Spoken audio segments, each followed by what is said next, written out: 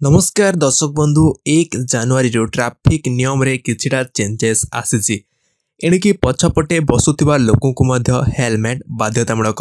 तो आसंतु आज वीडियो रे कौन खबर अछि संपूर्ण डिटेल्स रे जानिबा।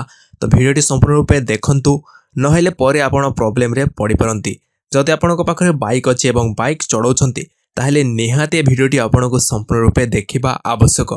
देखंतु वर्तमान 1 तारिख माने एठारे गत 1 तारिख ठारू किछि नवा नियम लागू होईछि एणिकी जेउ माने बाइक रे पछपटे बसचंती सेमानक पई मध्य हेलमेट बाध्यतामूलक कर दिया जायछि। जदि आपण 2 जण जाउछंती बाइक रे ताहेले पछपटे बसितिबा लोक मध्य हेलमेट पिंधिबा बाध्यतामूलक। जदि से हेलमेट पिंधि न थांती ताहेले बाइक चालकर लाइसेंस रद्द हेबा सहित फाइन मध्य देबा पई पड़िबो। एवं जदि आपण हेलमेट पिंधि नाहंती एवं आपनको ट्रैफिक पुलिस धरुछि गाड़ी रो समस्त प्रकार कागजपत्र जांच करा जिवो एवं कोनोसी कागजपत्र रे किछि त्रुटि थिले सेही भाबरे मोटा अंकर फाइन आपनको गणिया पई पड़िबो। तो आपनको गाड़ी रो कागजपत्र ठीक ठाक रखंतु एवं जदि आपण कोआडे यात्रा करूछंती 2 जण व्यक्ति ताहेले पछपटे बसितिबा व्यक्तिको पई मध्य गोटे हेलमेट लगाइकी जानतु।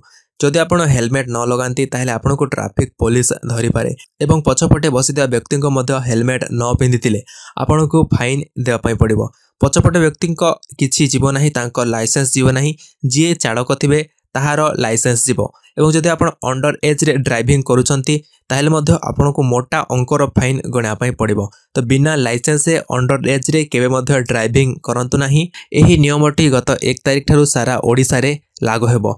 वर्तमान आपण माने जानिथिबे बिना हेलमेट रे केते लोकंकर एक्सीडेंट हेउची ताहाको दृष्टि रखी एही नियमटी आरंभ करा जायछि एणिकी पछपटे बसितिबा व्यक्ति को मध्य हेलमेट बाध्यतामूलक करा जायछि।